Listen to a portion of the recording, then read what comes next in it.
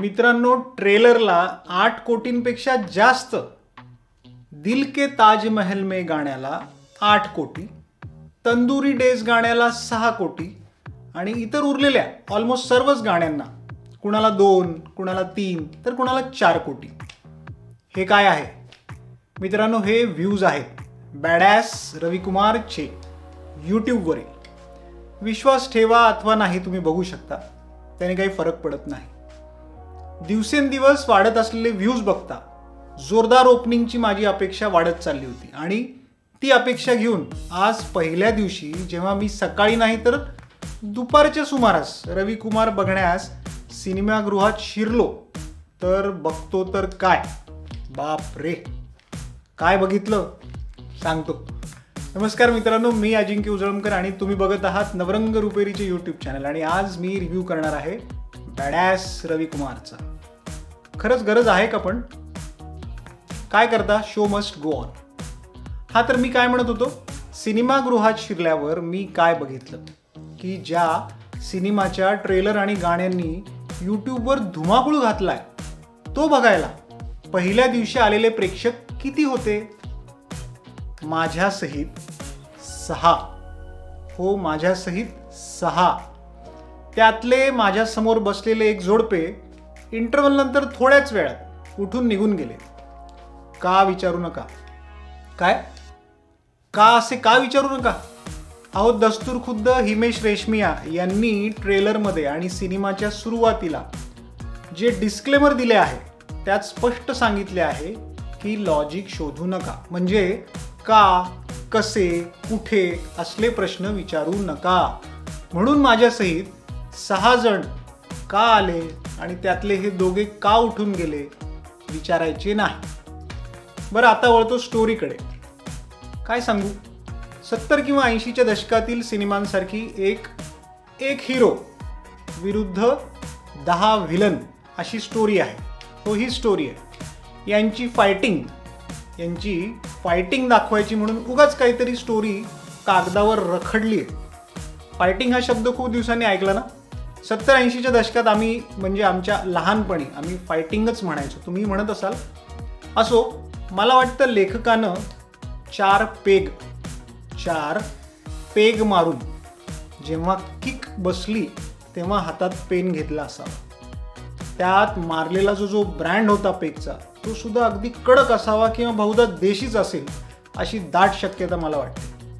त्यात सुरुवातीलाच दिलेल्या डिस्क्लेमरमुळे ज्यात लॉजिक शोधू नका असे ओरडून सांगितले असल्याने हा लेखक कमी आणि एखादा नशेडी जास्त असावा अशी सुरुवातीला असलेली माझी शंका क्लायमॅक्स येईपर्यंत त्याची खात्री झाली.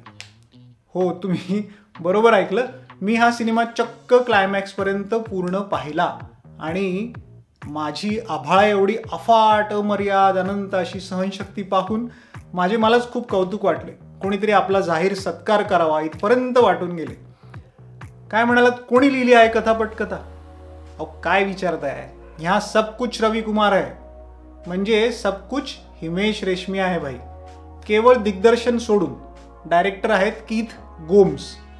आता लेखक म्हणून हिमेशने लिहिलंच आहे असा त्याला हा गोम्स तरी काय करणार?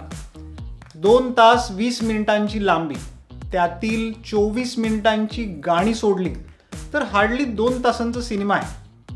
त्यातही असे का असले लॉजिकल प्रश्न जरी नाही विचारायचे ठरवलं तरी हाती काहीच लागत नाही. निदान काही सिनेमे लॉजिकला बाजूला ठेवून पोट भरून एंटरटेनमेंट तरी करतात. इथं तेही नाही. म्हणजे सिनेमा बघायला तुम्ही जाताना यात काहीही लॉजिकल शोधायची नाही अशी स्वतःची मानसिक तयारी करून जरी जात असाल तरी त्याचा काही उपयोग होत नाही. सगळंच भरकटलेलं आहे, सगळंच विखुरलेलं आहे, सगळंच पोरकट आहे, सगळंच बालिश आहे आणि मुख्य म्हणजे हे असं असणार आहे हे माहीत असूनही, जाहीर केलेलं असूनही तेही नीट जमलेलं नाही. सिनेमात काय बरं आहे विचाराल तर हिमेशची गाणी, बस. पण त्यातही ना नाविन्य नाही आहे. असं काही नाही की याआधी असली गाणी हिमेशनी दिलेली नाहीत. त्याच्या टिपिकल पोतडीतनं बाहेर पडलेली गाणी आहेत जी त्याच्या चाहत्यांना आवडतील. म्युझिक सुपरहिट आहे आणि तद्दन मसाला फिल्म्सच्या हिशोबाने बनवलेला आहे. काय म्हणालात, अभिनय? काय विचारताय राव, असल्या सिनेमात कोणी अभिनय करतं का? अभिनयाच्या नावाखाली सर्वांनीच टुकार आणि तद्दन भिकार अभिनय केलाय. अगदी हिमेश पासून सगळ्यांनी.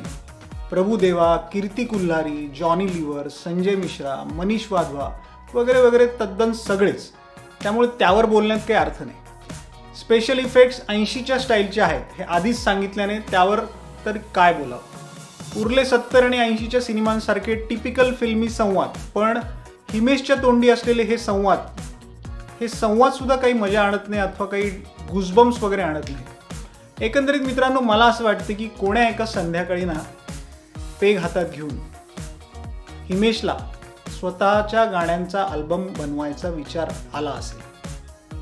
पण काही पेग पोटात गेल्यानंतर असं ठरलं याभोवती फिरणारा एक सिनेमा सुद्धा बनवून टाकूया. आणि हिमेशने लिहायला सुरुवात केली. मग असं लक्षात आलं की आपणच हिरो असल्याने पैसा कुठून आणायचा. मग ठरले आपणच निर्माते होऊयात, आपणच प्रोडक्शन करूया आणि स्वस्तात सिनेमा काढूया.